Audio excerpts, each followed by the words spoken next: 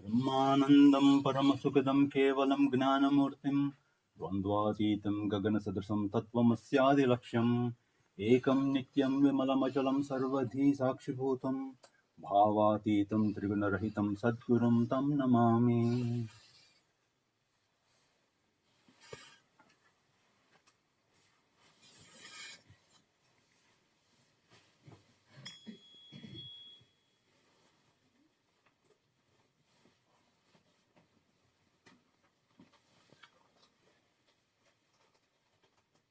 Today's song is The Hymn of Samadhi by Swami Vivekananda, and the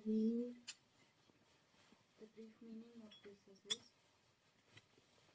Lo, the sun is not the commonly known.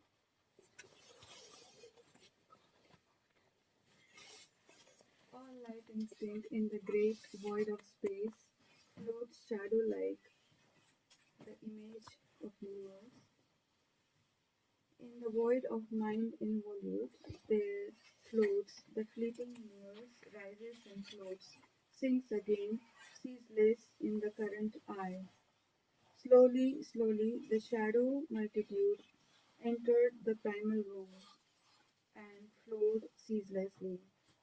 The only current, the I am, I am. Lo, it stopped, even that current flow no more. Void merged into void, beyond speech and mind. Whose heart understands, he verily does. Nahi shosho, nahi jyoti.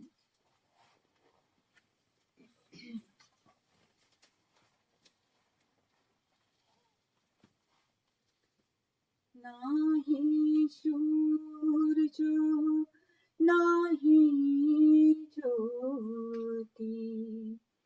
Nahi surjo, nahi jyoti. Nahi shashanko sundaro bhashibo me chaya sono bhashibo me chaya sono ছবি বিশ্ব চরাচর নাহি সূর্য নাহি জ্যোতি অস্ফুট মনাকাশে জগত সংসার ভাসে অস্ফুট মনাকাশে জগত সংসার ভাসে উঠে ভাসে ডুবে পূর্ণ উঠে ভাসে ডুবে পূর্ণ অহং স্রোতে নিরন্তর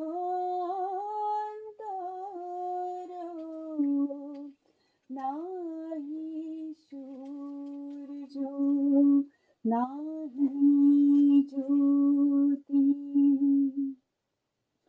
ধীরে ধীরে ছায়া দল মহালয়ে প্রবেশিল ধীরে ধীরে ছায়া দল মহালয়ে প্রবেশিল বহে মাত্র আমি এই ধরার অলক্ষ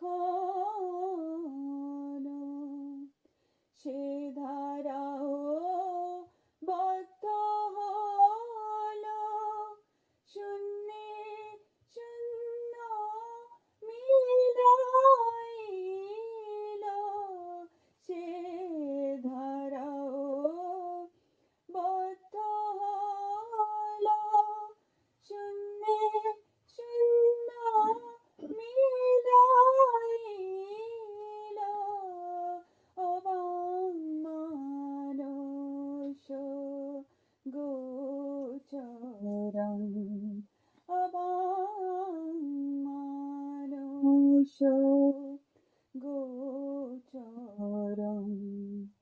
বুঝে প্রাণ বুঝে যার নাহি সূর্য নাহি জ্যোতি নাহি শশাঙ্ক সুন্দর ভাসে ভূমি ছায়া সম ভাসে ভূমি ছায়া সম ছবি বিশ্ব চরাচর নাহি সূর্য নাহি জ্যোতি.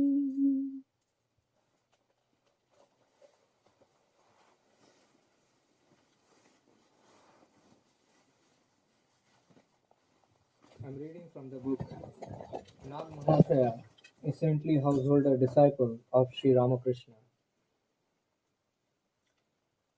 This is the reference to what Nag Mahashaya experienced when he was passing away for final samadhi.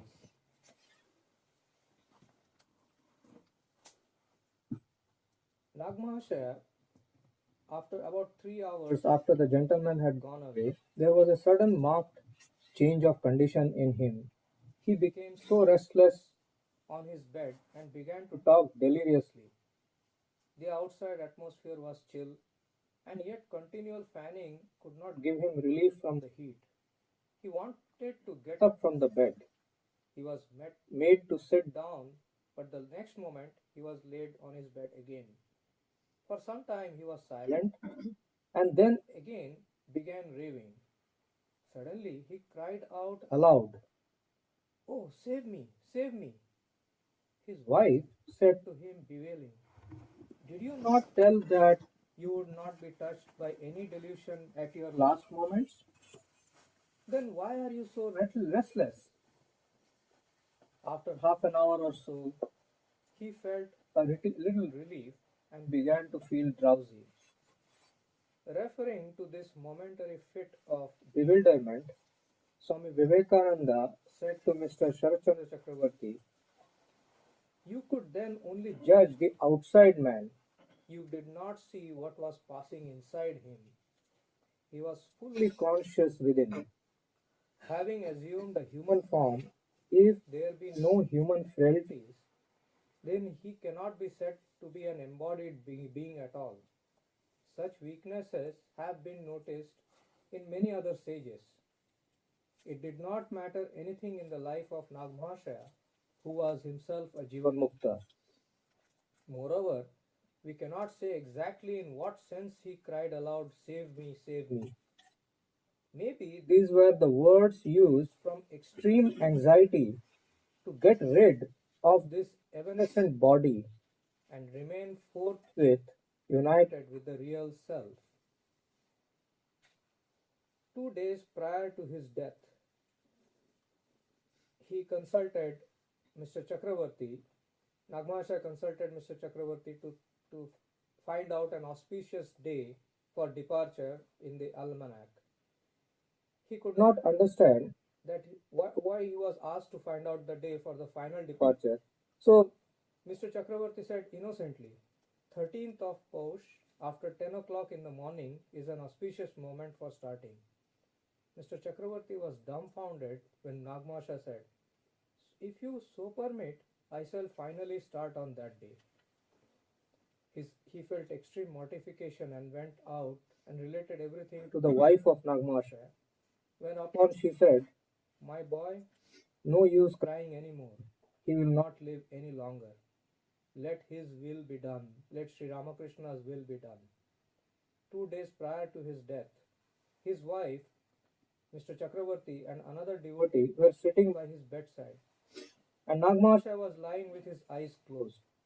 Suddenly he opened his eyes and with a busy look said, Sri Ramakrishna has come here and he intends to show me the places of pilgrimage.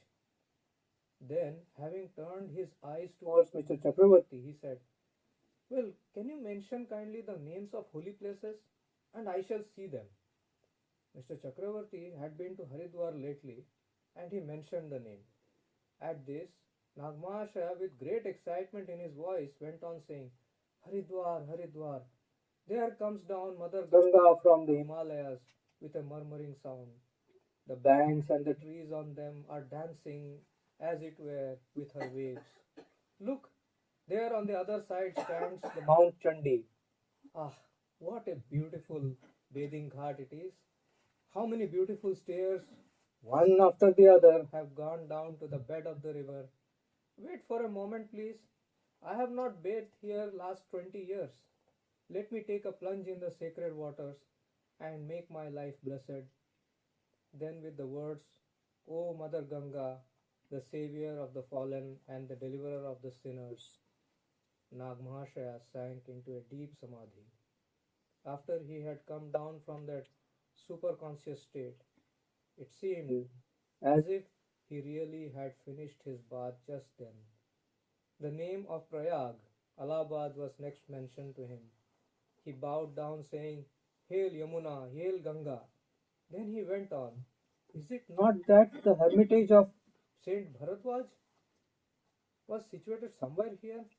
But I don't see it. There I see the confluence of Ganga and Jamuna. There on the other side I can see the range of mountains. Alas, Thakur is not showing me the hermitage of Saint Bharadwaj. Then he fell into a doze. A few minutes passed in that condition, and again he said, Ah, I see it now. After a little pause, he continued, Well, mother, thou art the consort of the great emperor of emperors. Thou art the great power herself manifest. How is it that thou art wandering like this? Hail Rama, hail Rama. And he fell into samadhi. When he was again in his ordinary consciousness, the name of Banaras was mentioned, and Nagmasha at once began to murmur, Hail Shiva, glory to the Lord of the universe, Hara Hara Vyom Vyom. Then he said, This time I will be dissolved in the great Lord. Then Puri, Sri Jagannath Kshetra was mentioned. Nagmasha continued saying, Yonder stands the stately temple of the Lord. There is the Ananda Bajar, where prasadam can be had. He also mentioned the name of Sri Chaitanya once or twice. Thus the night advanced gradually, and it struck 4. He felt a little drowsy and soon fell asleep. After 8 o'clock in the morning of 13th Paush, he was falling into ecstasies continuously. Mr. Chakravarti began to utter loudly the name of Sri Ramakrishna. His picture was placed before his eyes, and then Mr. Chakravarti said, This is the picture of your master, in whose name you have renounced everything. He looked at it and then saluted with folded palms. Then he uttered in his feeble voice, Grace, grace, grace, out of thine own boundless mercy. These were the final words in his life.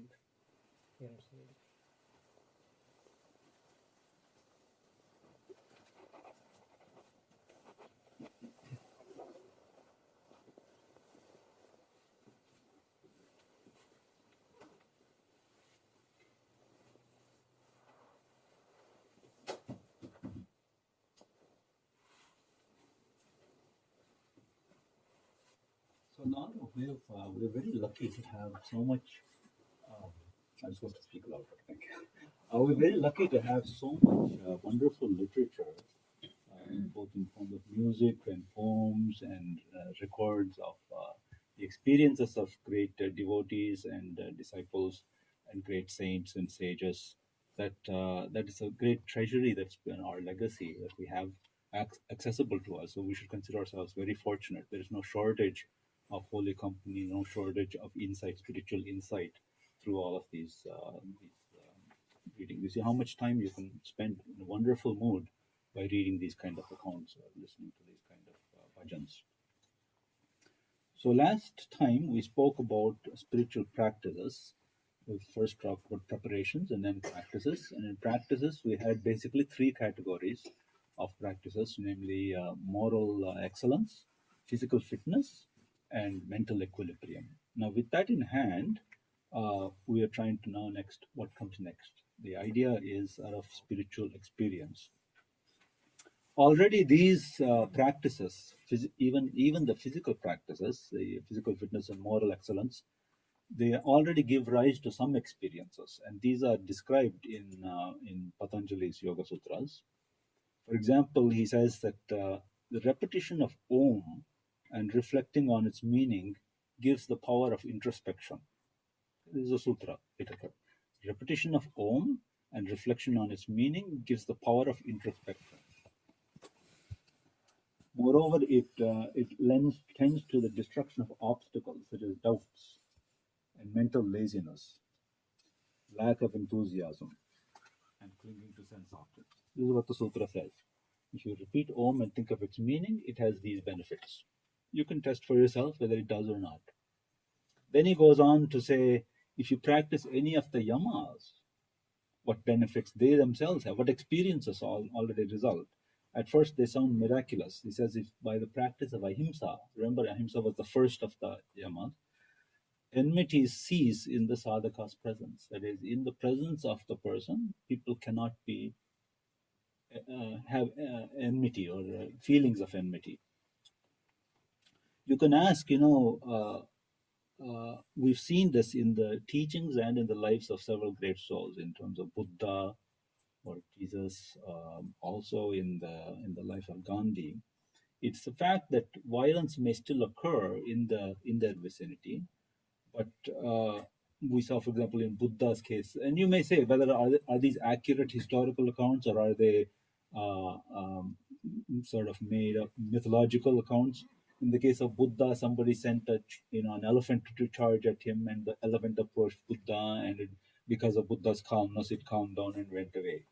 So, look, is it a real event or is it somebody's imagination? We don't know. But similarly, in the case of Jesus, it is said that when he was in the wilderness, that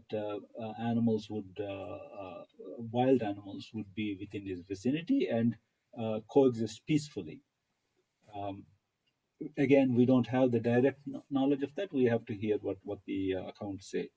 But we do have, to some extent, record or testimonials of saintly people who have said similar things, maybe not in the extreme, but similar things. I remember our Swami Sarvagatana told us that I think it was in Kankal or Visakhapatnam, one of those places, he used to rise very early. It was his responsibility to rise early and go and ring the bell for everybody else to rise. Yeah, Kankal. And one day he couldn't be there. He had to go away somewhere, so he assigned the duty to somebody else. Somebody else, you please, I told you to write. Because that man said, so I'll do that. So then he went to do it, but then he discovered when he went to do it, on the way there's a big snake pit, and a big snake there. And so he was very scared and he withdrew, and I don't know what happened that day. Did people get up on time or not? But later he told Swami, why didn't you tell me there's a snake there? That snake doesn't do anything. You don't disturb it, it won't disturb you. You just go around it. And point is that, and there are many stories like that. They sort of give plausibility to the idea that in general you have a peaceful, non-violent temperament. That within your proximity, violence can be mitigated to some extent. Truthfulness. Again, Patanjali says if a person practices satyam really, then their words become effective. That is, what they say becomes true. Is it true or not? We don't know. Again, this is what the book says. We know in when you read Puranical accounts, sometimes sages, pronounce curses on people, or sometimes also blessings on people, and they come according to the story. It's true. Well, is it really true or not? These are stories. On the other hand, we also find in the life of Swami Vivekananda sometimes when he made a statement about somebody and it actually came out to be really true. Non-stealing, according to Patanjali, if you can get yourself established in asteya, all wealth comes to you. Is it true? Well, I mean, in some sense, it's quite reasonable, because if you establish yourself in non-stealing, your want also changes. Who is wealthy? Who is wealthy? Person who feels fully satisfied. I have everything. So all wealth comes to you. It's a mental attitude. You see, so some of these things, you can. It's not meant to be miraculous. It's just a change in one's mind first. Of course, changes one's perspective too. Brahmacharya, according to Patanjali, it will give you a lot of energy, but it will also develop memory, powerful memory. Now, is that true? Well, fortunately, in this we have a very clear, we have many clear examples, but one especially in the life of Swami Vivekananda. You know, when he was in his wandering days, and later on also when the mutt was first established, he used to read voraciously. As a parivrajika sadhu, as a wandering sadhu, he carried a heavy bag with him. What's in that heavy bag for a sadhu who's renounced the world, given up all possessions? What's in that heavy bag?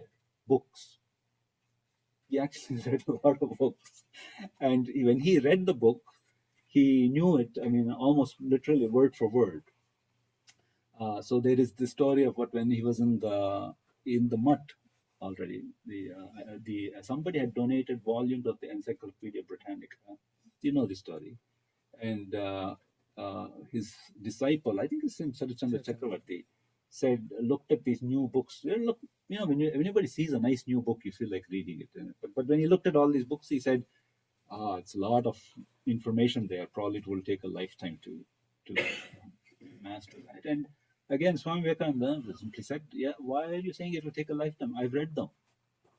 And he said, surely you may have read them, but surely you can't remember all of that. And he said, yeah, I can remember it. And he asked him to check, and Swami Vivekananda was apparently able to reproduce word for word, not the meaning or the synopsis, but word for word what was in it.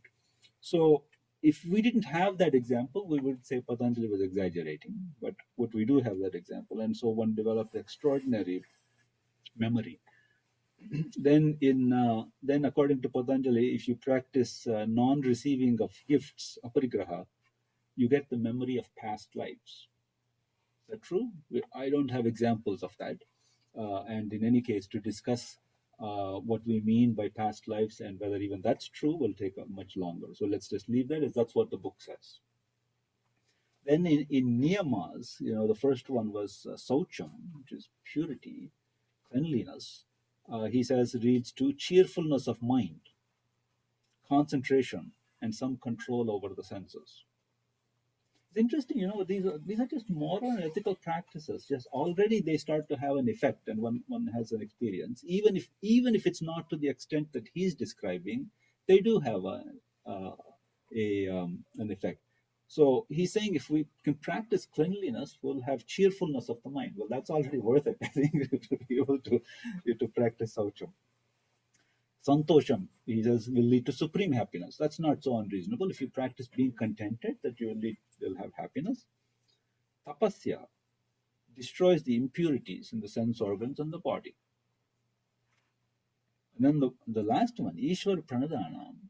I told you there's a little bit of the only concession Patanjali makes to the existence of God. The existence of God is not a prerequisite for this yoga. Your believing in the existence of God is not a prerequisite.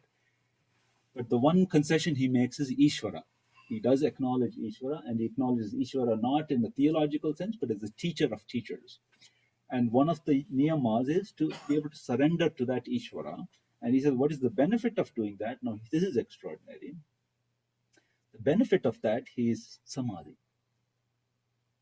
So that's what we're going to discuss today. What is this samadhi? We already heard a beautiful hymn on samadhi from one of the greatest exponents of our time, Swami Vivekananda, and there's lots to be said in parsing those few lines. It's a very short hymn, but lots to be said in parsing those few lines, and we will see that in a minute.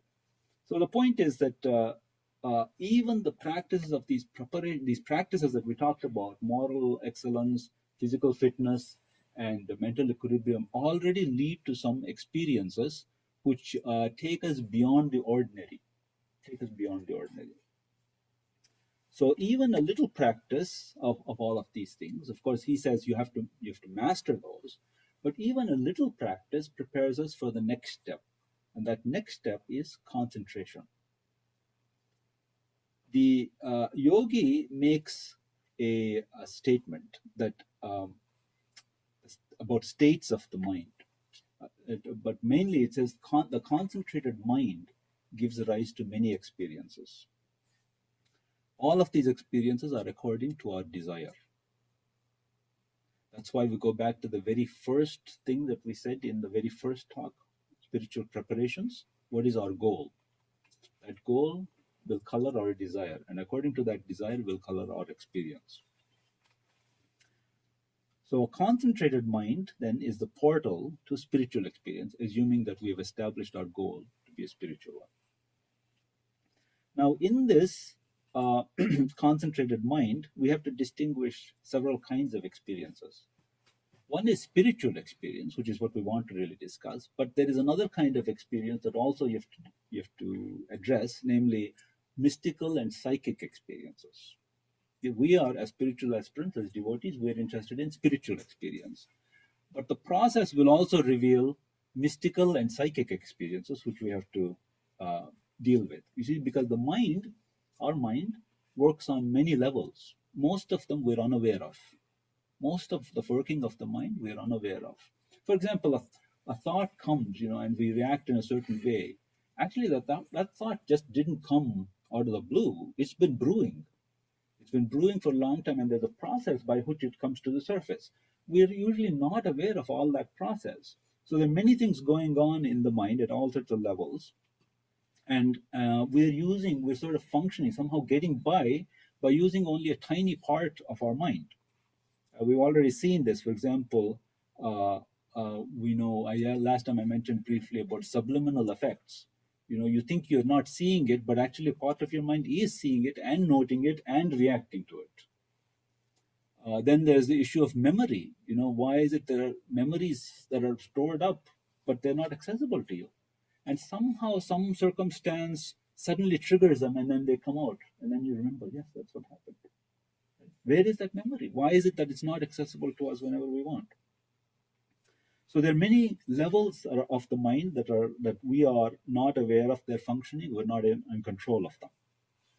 And Patanjali speaks of many other effects. Some of them sound quite miraculous, all because of the practice of concentration.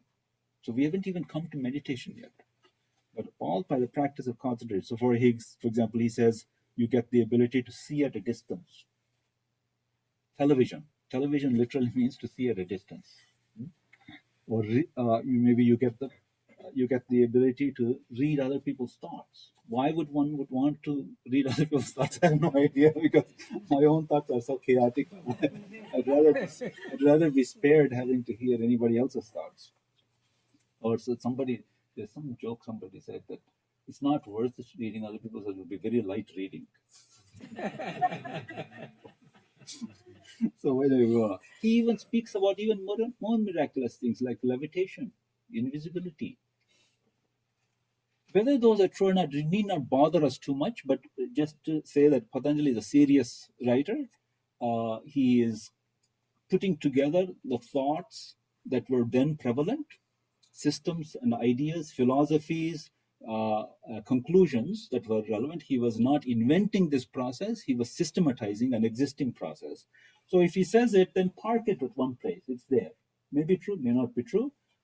But the wonderful thing is, as spiritual aspirants, we don't need to worry too much about that. It's not going to affect us so much.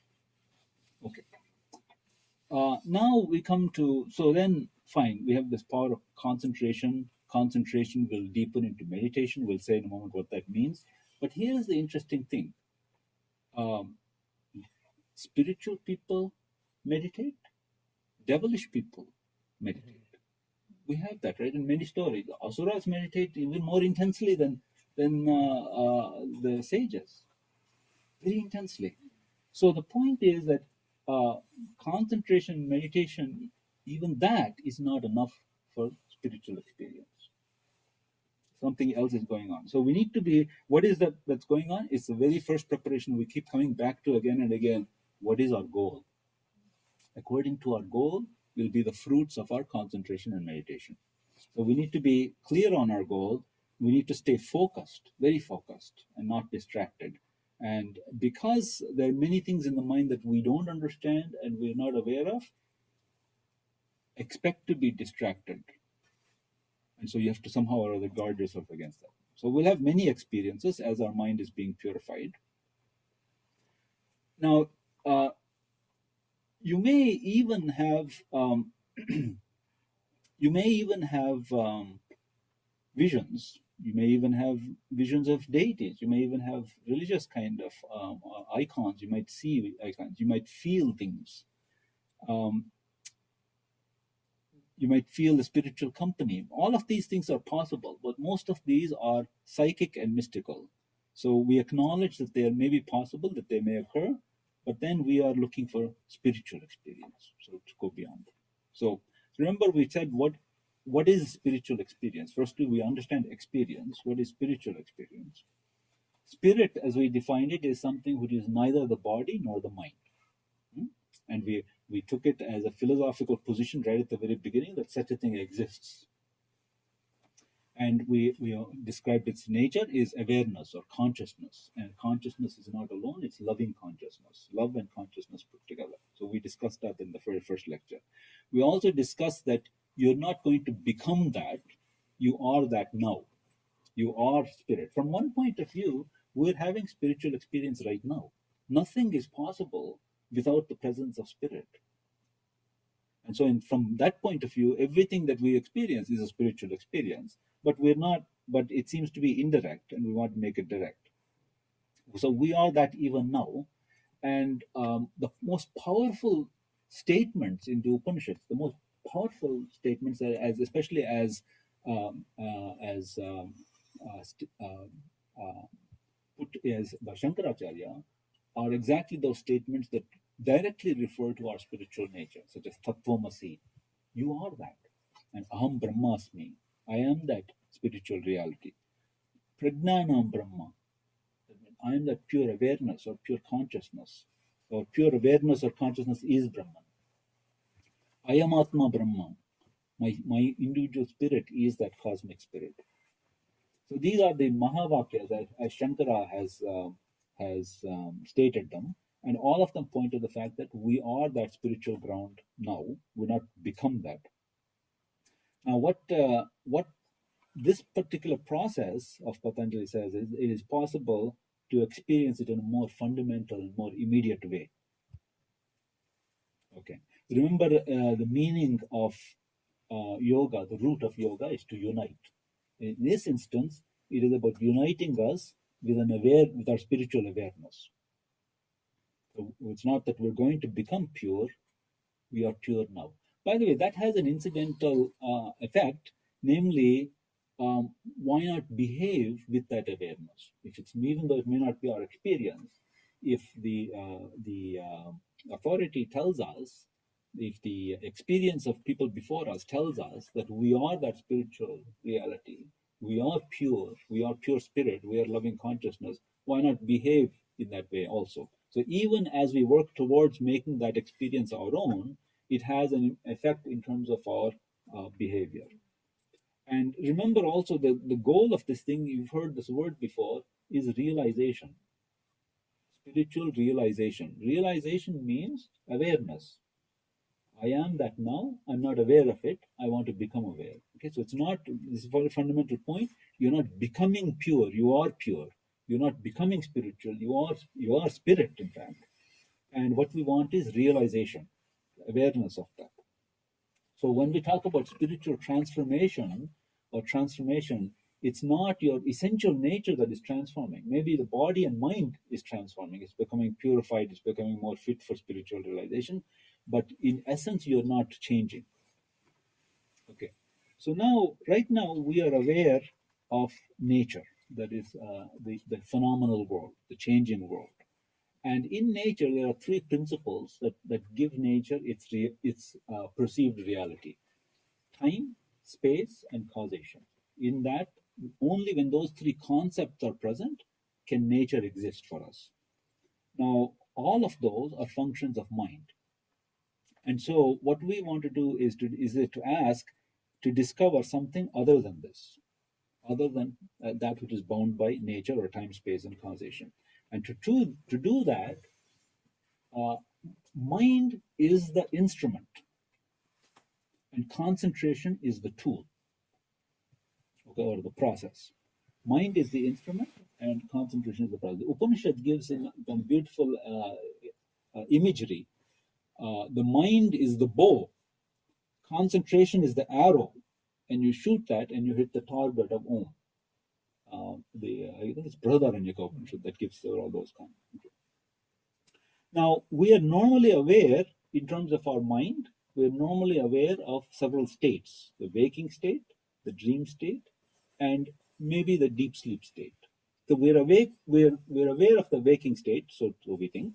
We're aware of the dream state. We're actually dreams, deep sleep state, we sort of think exists inferentially. Inferentially. You can't say for sure whether deep sleep exists, because when you're in deep sleep, by definition, you don't have dreams or anything like that. So therefore, you don't know that are you do you you don't know at that point do you exist or not. You only know inferentially that you were in such a state. So those are our common experience. Now, what yoga says is there's a fourth state: waking, dream, and deep sleep. And there's a fourth state of transcendence. Fourth state of transcendence. This is actually a remarkable claim made by yoga, that there is a state of consciousness or awareness which is transcendence, where it's possible to transcend mind. And yoga also says that concentration will take us there, or rather, more correctly, it will make it more likely that we can experience transcendence. One important thing that to understand in this is that we are trying to reach a state which is beyond nature. Remember, nature, we said, is time, space, causation. So we're trying to reach a state which is beyond causation. If that's the case, then you can't say, do this and this will be the effect. Do this and transcendence will be the effect. Transcendence cannot be an effect. That's why you cannot say, do this many malas of japa and you will experience samadhi. You can't say that.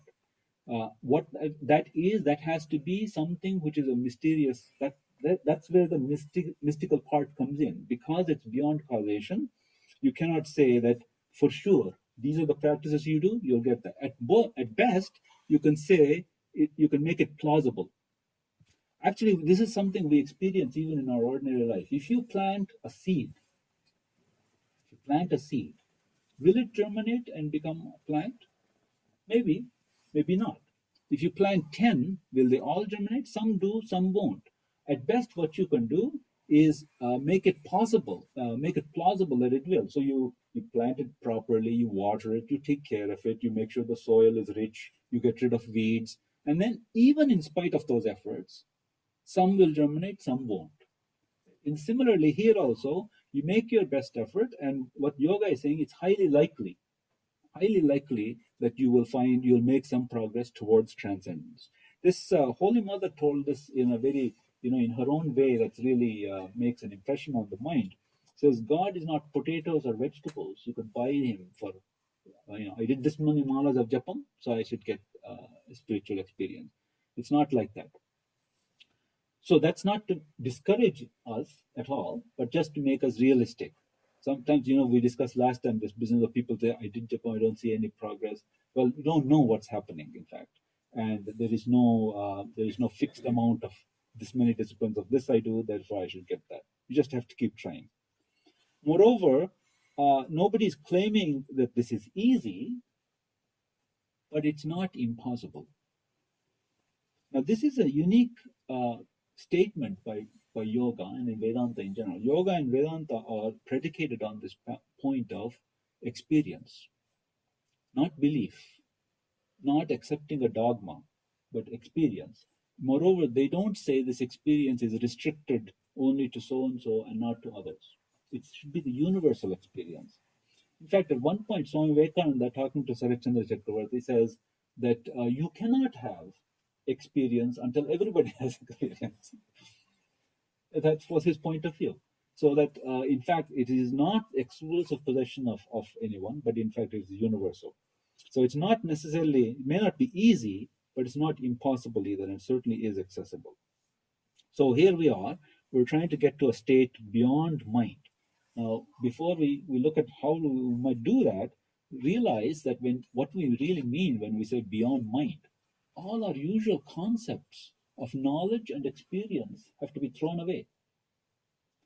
See, our usual anything what you think, when I think of knowledge, or I think even of experience, what is epistemology? It's all of drafted in as a function of mind. So you think of this, there's this triad: knower, known, and knowing. I'm the knower, that's the thing to be known, and there's a process of knowing. Those are three, experiencer, experienced, and experience. That triad must exist in the level of mind, in the level of nature. But and moreover, that to support that triad is ego. A person who's experiencing has to support that. Ego has to be there. Now we're entering a phase where in spiritual experience, this triad collapses. Experienced, experiencer, and experience are only one, not three. It's mind-boggling. It is mind-boggling, but it is beyond the mind. And so that's something first we have to get a grip on. We have to even theoretically try to understand. You may say, why should you accept such statements? Why should you even believe such a thing is possible? And the answer is that according to theory of knowledge in Vedanta, epistemology, there are three tools you have for ascertaining the truth of something. One is called anumana, or inference. One is anubhava, or experience. And the third is aptavakya, or the words of great souls. So in this thing, why should we believe it's possible for the mind to transcend? Well, one is that certainly anubhava is what we're seeking. We don't have that yet. Aptavakya, we have lots. We just the kind of things we read, we heard. These are the statements of the great souls, and even in our own time, Swami Vivekananda and such people have made it very plausible for us. Anumana also, in the sense that you can make this whole thing plausible to yourself, plausible by reasoning, by extrapolation. I can see that mind is active or less active, and so I can extrapolate and say maybe it's possible that the mind can be completely stopped.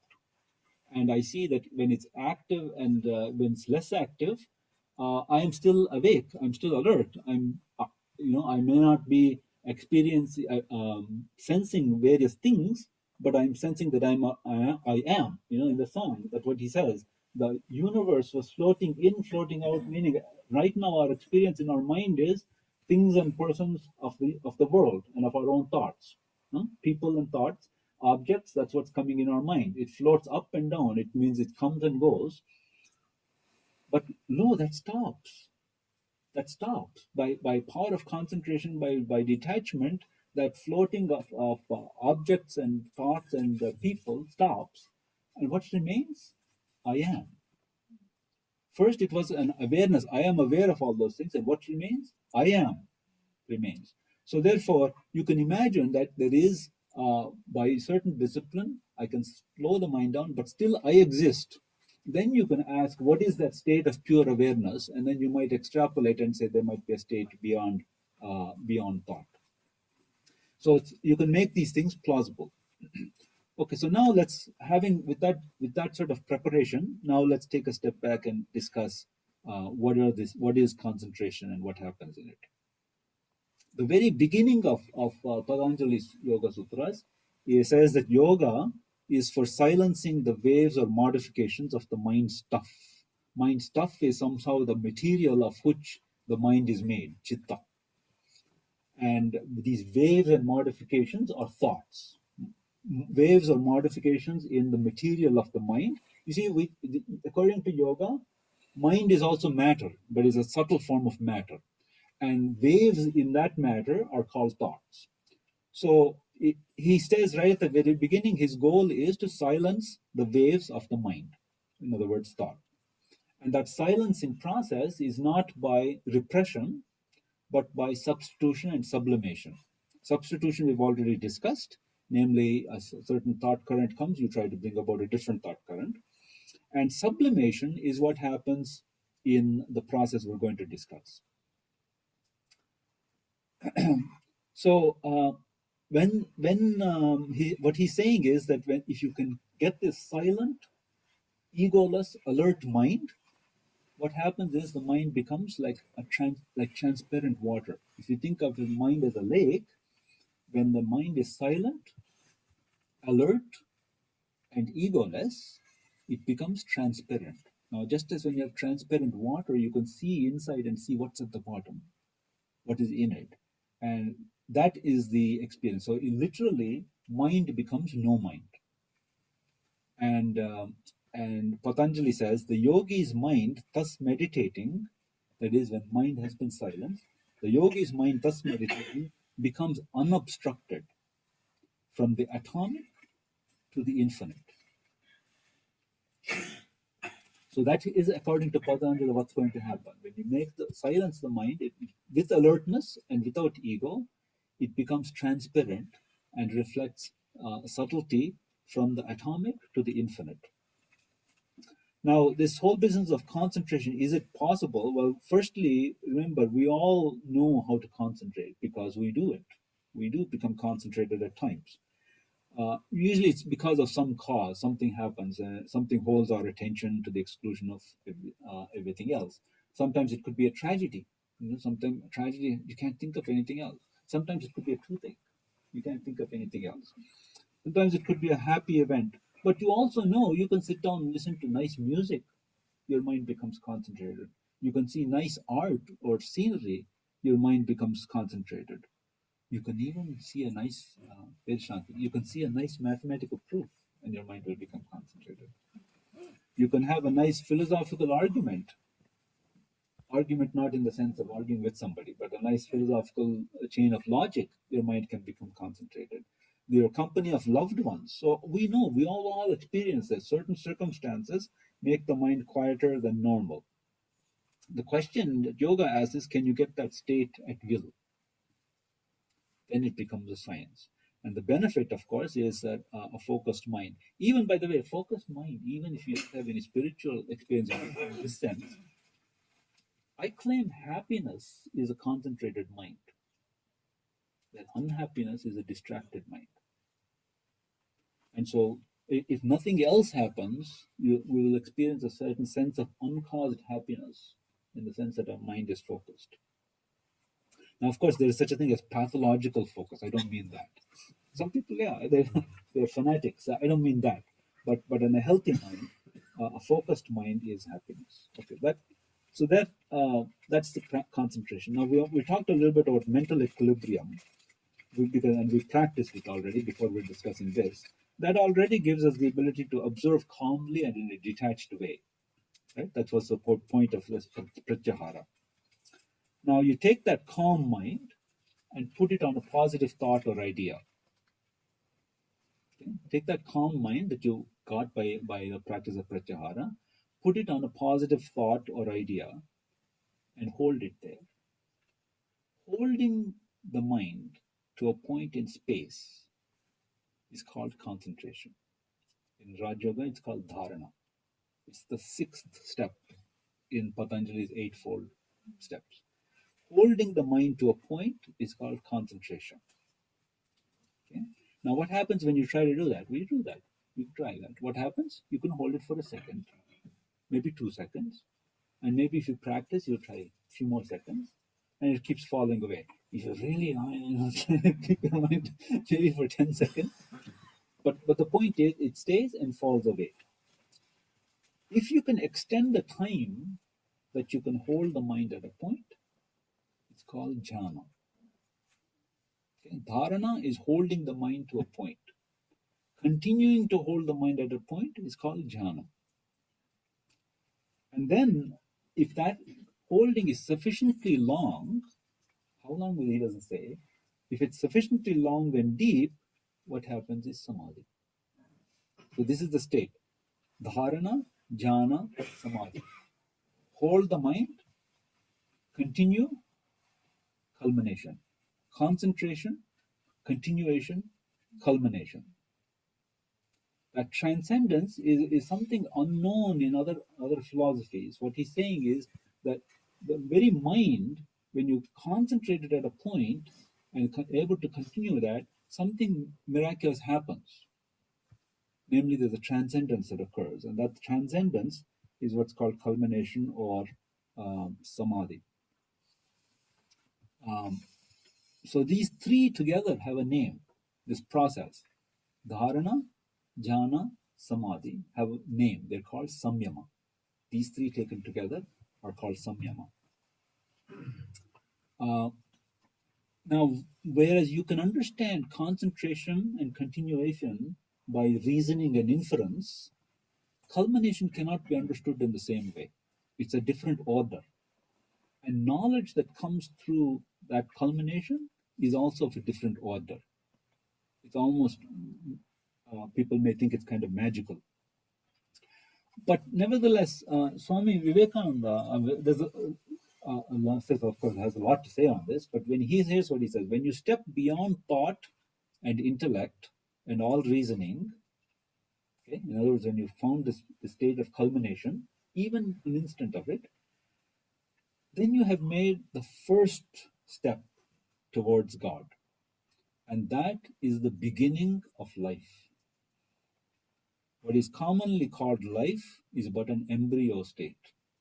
So he says, we haven't even started to live. Forget about religion. We haven't even started to live until you experience a moment of that culmination, that samadhi. Now, when he says, by the way, in that state, reasoning is absent, please bear in mind that extremes look alike. In a state of idiocy also, there is no reasoning. But in the state of samadhi, there is no reasoning. The extremes look alike, but there is a world of difference between the two. So Raj Yoga says, what it's been doing, all this whole process that we've been discussing, it takes us through reasoning, through the mind, to a state where it is beyond. Okay, so that's a very important point. Now, in discussing this whole process, but in the textbooks, maybe I'm just going to make one parenthetical remark on this. The textbooks talk a lot about chakras and kundalini, and I'm not going to talk about either. Why? Because there's okay, let me say something provocative. I think they're irrelevant. They're irrelevant, but in the following sense. Suppose, for example, you want to heat the room. Okay? You want to heat the room. So we do various things to try to heat the room. And then we want to know how hot it is, because we're trying to reach a target temperature. So we need a thermometer. We need a thermometer somewhere. It's going to tell us the temperature. So we keep checking the thermometer. Is it hot enough yet? No. Make more effort. Heat the room. What's important here? Is it heating the room or what the temperature shows, the thermometer shows? The thermometer, what is it based on? It has a mercury, and as the temperature increases, that mercury expands, so it goes up the column, right? And it's calibrated to show us the temperature. What is fundamentally important here? Is it heating the room or making the mercury rise? Heating the room, right? I can make the mercury rise another way. Take a match and hold it near the sensor. The room will still be cold. The mercury will be rising. Right? This whole business of Kundalini, it is there. It's probably real, and it does have a connection with spiritual practices, but it is by the way. It's not fundamental. Byproduct. It's a byproduct. Fundamental is the spiritual disciplines that we've been discussing and the practices. So therefore, I would say in this thing, don't worry too much about Kundalini or chakras. Now we talk about this whole samyama. Samyama, concentration, continuation, culmination, is a process. Actually, you can gain insight into anything. And Patanjali describes many kinds of samyamas. And some of them, again, look mystical or miraculous. He says, make samyama on the moon, concentration, continuation, culmination on the moon. Then you get knowledge of the cluster of stars. Make samyama on the sun, you get knowledge of the planet. So you think there's something magical happening here. If I meditate on the moon, I'll learn about stars. Actually, maybe it's something pretty not magical or mystical at all. I mean, if I study the stars, I'm going to get knowledge of the stars. So when you make samyama on the moon, you get knowledge of stars in the sense that when you study intensely about the moon and related things, then you get knowledge of the stars. You study the sun, of course, if you study the sun, you'll probably go blind, but that's not what he means. If you really study about the sun, you get knowledge of the planets, of course. It's something like that. So some of what he says is not so mystical as some of the traditional books make it out to be. But the most important thing that you have to understand here is samyama is a new kind of knowledge. There is a knowledge that comes from reasoning, inference, That's one kind of, and that's there in concentration and continuation. You want to solve a hard problem, you think hard about it, and you continue to think hard about it. That's one kind of thing. The knowledge that comes through culmination is a different order. And so here he's trying to tell you, you want knowledge about anything, you can apply the same process. Sri Ramakrishna says actually in the Kadamritam, the knowledge that comes from meditation is a different order. It's a different, by meditation there he means the transcendence. It's a different order than what you get through reasoning. So Patanjali says you can do samyama on this, you can do samyama on that, you'll get different kind of knowledge. So this is a yogic epistemology, that is philosophically you say, you reason about something, you think, and therefore you get an idea, you get knowledge. But yogic epistemology is one more step beyond reasoning about it, namely you get absorbed in it, you become that. So in Shankara's terms, this is Shravanam, Mananam, Nididhyasanam. You hear, you observe, then you reflect on it, you reason on it, but there's one more step, the Nididhyasanam, that is something where you go beyond that kind of intellectual thinking about something, and then you really know something because you become that. You become that which you're trying to understand, and there is unlocked secrets that you wouldn't have otherwise gotten through reasoning. The Mundaka Upanishad, says, and many other Upanishads say similar things. Brahma Veda Brahmaiva Bhavati. He who knows, or one who knows that spiritual reality, becomes that spiritual reality. It's a different kind of knowledge. You become that which you're trying to understand or know. You become that. That's why Swami Vivekananda concluded saying, who experienced it can say. No, it's not something that you can express in any other words. Believe it or not, if we go from the highest levels of philosophical and spiritual speculation to our existential world also, that same principle is important in our interpersonal relationships. Same principle. If you really want to understand someone, get along with someone, in a way, you have to see it from their point of view. You become that person, then you understand it. So the other person's point of view, you can't really understand until you put yourself in that person. Now, in Sri Ramakrishna's case, that happened literally. But how did it happen? It's because from the spiritual point of view, you become that other person. You can feel their pain. Not in the kind of popular way we say, I can feel your pain. not in that, but literally you can feel that pain, even physically. So the practice of samyama, this three process, concentration, continuation, culmination, gives us a new understanding, a new intuition about ourselves, others, things, and people. But one thing to be careful about is that if you are able to develop this, by practice, you're able to develop it. Even the culmination, to a certain extent, what happens is many wonderful things happen to you. But Sri Ramakrishna gives the parable of to tell you, don't stop there. Don't stop. That story of go forward. Long story.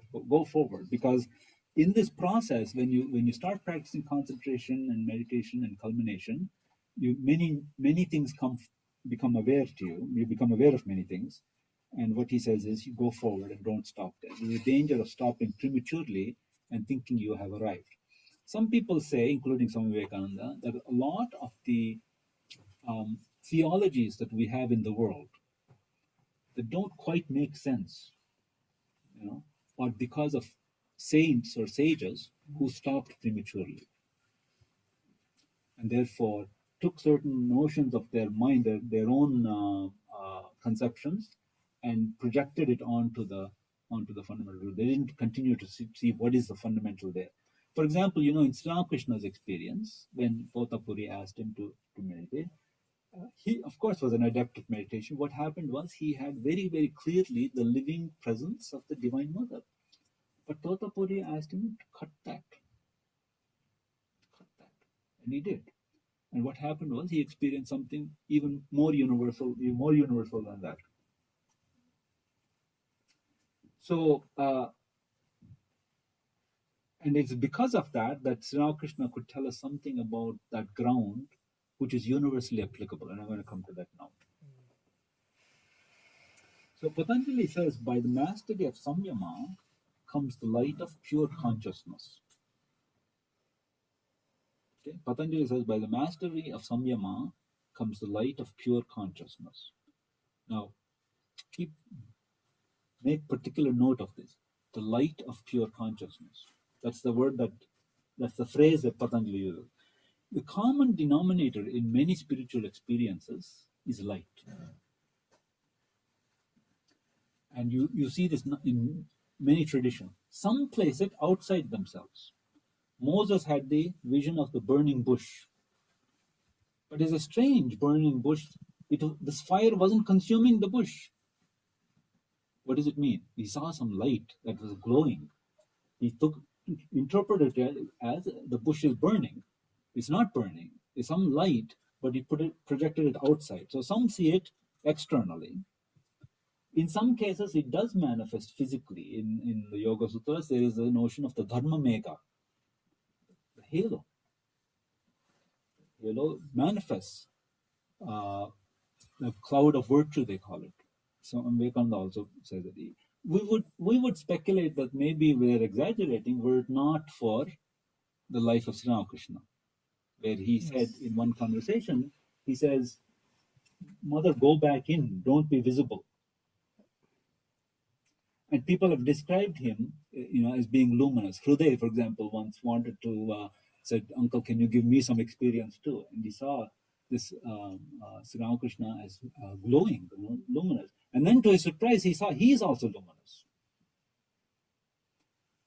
He couldn't contain it, of course. He immediately said, hey, Uncle, what are we doing? We should go and tell the whole world we're all luminous. But the point is that light is a common experience. Some place it externally, in some cases it does manifest physically. But Sri Ramakrishna, the great devotee of Mother, what did he say? As you approach God, names and forms drop off and light remains. Very particular, notice. It's one thing if a staunch Vedantin, Advaitin would say this. He'd say, he doesn't believe in the forms of it, that's why he's saying it. This is Sri Ramakrishna saying it, the great devotee of the Mother. He said, as you approach God, names and forms drop off and light remains. And because of that experience that he had with Totapuri, that he could say, you cut the Mother, what happens?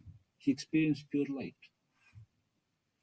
So this is an important thing, that light remains. One who has had, notice by the way, when we talk about somebody who's had spiritual experience, we call them illumined. This light is actually quite fundamental. Now, it is said that when that light is first experienced, it's very intense, blinding. That light is actually blinding.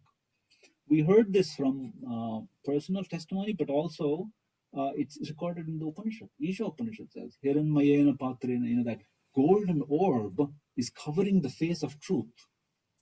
And he prays to that which is beyond that luminous orb, please remove this so I can see you as you are. That Hiranmayena Patrena, it's like gold. I mean, shining like it is so luminous. And it prays, contract your rays. So that is an experience in spiritual life that comes. The first experience is light, but that light is blinding, and one prays for that light, light to be a being behind the light to withdraw the rays. Second thing about this experience is you never forget it. Never forget it. If you've ever had that once, you will never forget it. So some people say that when I was in meditation, I had a great experience. What do you, how do you feel now? No, I'm just ordinary. Then that's good experience. It was good. It's a vision, maybe it's some kind of step on the way. But spiritual experience of this kind, of the transcendent kind that Patanjali is talking about, you will not forget it, which means it permanently alters your perspective. Permanently alters your perspective. You no longer see things and people as things and people. That's why when Narendra came to Sri Ramakrishna and asked him his fundamental question, have you seen God? Sri Ramakrishna's answer was not, exactly, it's not, I saw God, I see God. I see him more clearly than I see you.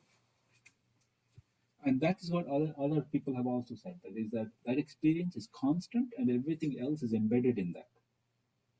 So two things about spiritual experience is that light seems to be the common denominator, and the testimony of many, many saints and sages in many different traditions, that light is at first blinding, but with practice it can transcend that, and then it is an experience that one doesn't forget. Transcendence, this samadhi, this whole samyama business, is a combination of effort and grace. Effort you make, grace, what is grace? Especially, how can we use the word grace when we said from the beginning it doesn't require you to believe in God? It's not theological. Patanjali doesn't have any place for, he doesn't deny God, he simply says, I don't need to talk about it. Then how can you talk about grace? Grace, you see, means simply this. Grace means something happens which is not equal to our effort. And the effect that is not equal to our effort. And a simple example is given like this. You're in a dark room, totally dark. Outside it's sunny, but in the room it's totally dark. You open the door and walk out. Now you're bathed in sunlight. Your effort didn't create the sunlight. Your effort was only to go outside the door. But compare the effect with the effort. There's no relationship. You're bathed in sunlight. There's a whole, and not only you, but all your surroundings are filled with light. So that is the nature of grace. The effect is much more, orders of magnitude more than the effort that's made. So that's how you can talk about grace without introducing a theological concept. Simply that the effect is much more. So therefore, when we say transcendence or samadhi is a combination of effort and grace, and we have to include that unknown factor, that grace factor, because it is beyond causation. So we cannot say this much effort is the cause of that effect. And the Katha Upanishad has this statement, which many people have, some people consider it controversial because it's hard. It sounds like only certain people can realize. But what the Katha Upanishad says is, whom the Atman chooses, that person experience. Whom the Atman chooses, that person experience. It sounds like certain people are chosen ones. No, it doesn't mean that. It means that there is a mystical component we cannot explain. So you try to use words like this. Now, so I think we've discussed some really, really high states, this whole business of concept, but it starts from the concrete, concentration, continuation, that much is in your hands. And then culmination, When it happens, what triggers it, we don't know, but it happens. But the yoga is clearly stated it's possible. And when that happens, that three together is called samyama, and through that you discover the truth about your own spiritual nature. And that is where the whole practice of yoga is getting us. And I say it's kind of unique in saying this, that spiritual experience is possible for everyone, not the exclusive possession of any group of people, but everybody can experience it. Now, as high as all this is, how are we doing for time? 12:15. You should tell me 5 to 12. You shouldn't go over 12. As he's gone beyond time. Now, if you can do space and causation too, you're all set. But as high as this ideal is that we've just been discussing, there's a higher ideal still. And that is to take that experience and translate it into life. That is called to be free while living, that we'll discuss next time.